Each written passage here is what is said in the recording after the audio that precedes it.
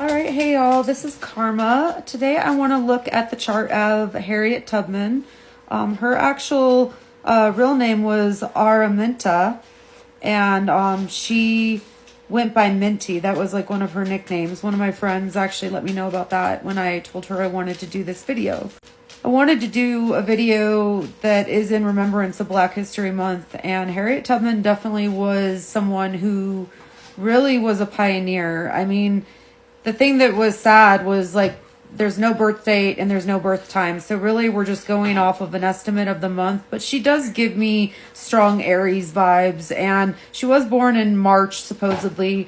But I'm feeling strong Aries energy here. Very pioneering, like make the path on her own way kind of person.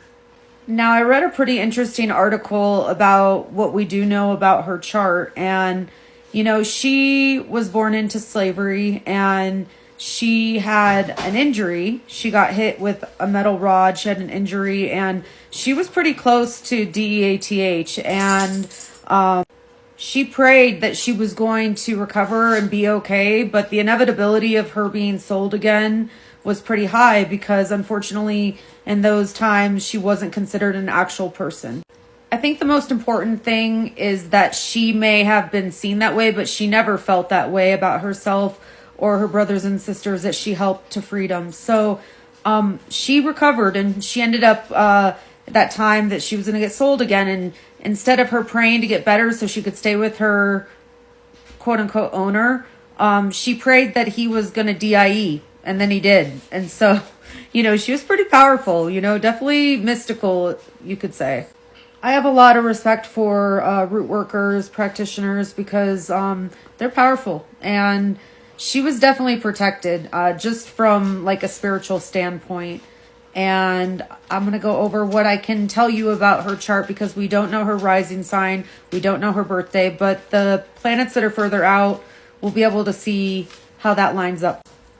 Now, again, we don't know her sun sign per se. She was supposedly born in March, but she does give me Aries energy, but she does have that Piscean quality with the Mercury and Venus in Pisces.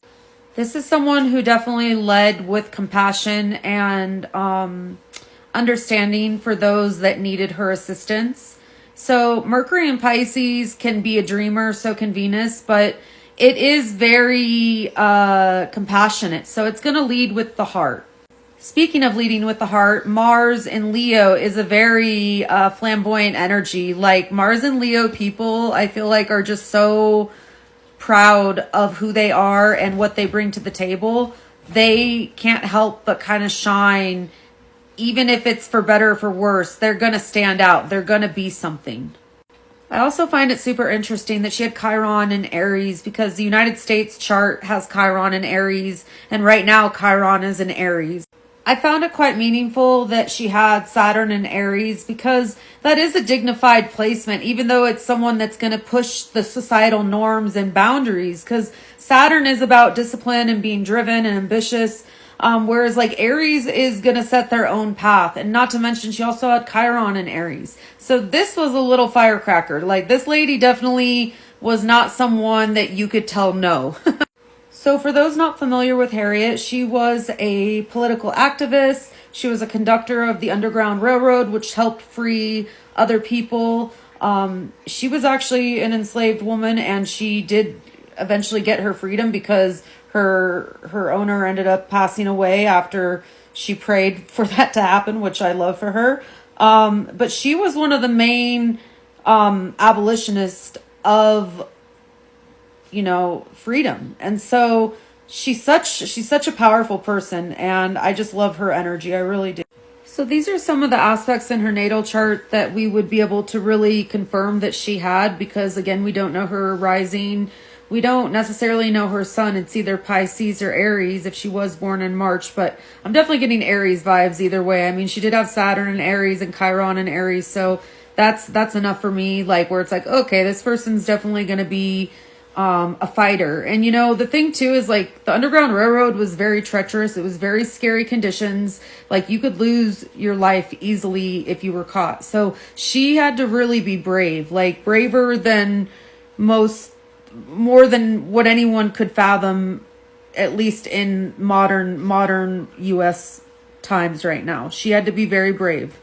She had Saturn sextile her North Node, so she was meant to be someone, you know, like she had a purpose to her life. Clearly, there's a lot of karmic support here with Saturn sextiling the North Node. The North Node is our incarnation in this lifetime, whereas Saturn is about, you know, the discipline and the harder things that we have to go through in order to obtain mastery.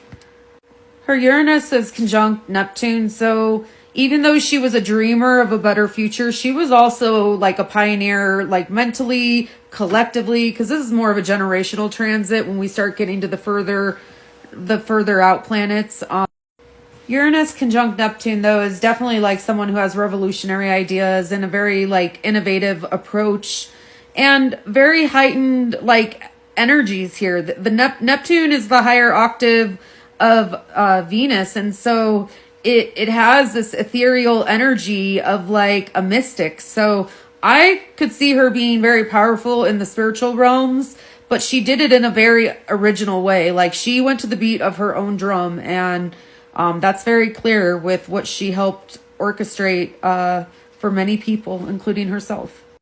Uranus square Chiron is kind of a tug of war. I mean, anytime we have a square aspect or transit, meaning like current astrological weather, we're talking about her aspects though, that's a tug of war. So, you know, there was this part of her that was like having to wrestle with, you know, the cards she was dealt, but then also this healing element from the cards she was dealt. So there was like a need to kind of just not give a fuck. Like she had to be off the wall and courageous in order to not only survive, but to become something and to heal the horrible, terrible things that she went through and so many people went through.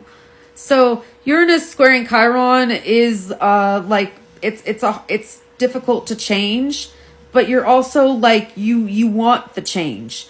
And so there is an inner tug of war that happens with this aspect in the natal chart. And with Chiron, it's going to deal with the wounding and the deep, profound pain that we hold internally. We all have it. It's just some people's pain is far worse, you know. So this is a tough one, definitely. And lastly, her Neptune squaring up to Chiron. Again, Chiron is like the wounded healer aspect of the natal chart. So when we have direct correlations to Chiron, we kind of know that it's going to be a rough ride. I mean, sometimes we need that pain though in order to become something great. You know, it's like the caterpillar is in a dark, cramped spot before it becomes a beautiful butterfly. And so there is like a confusion around the healing here. And with Neptune, there's a lot of spiritual warfare and wounding.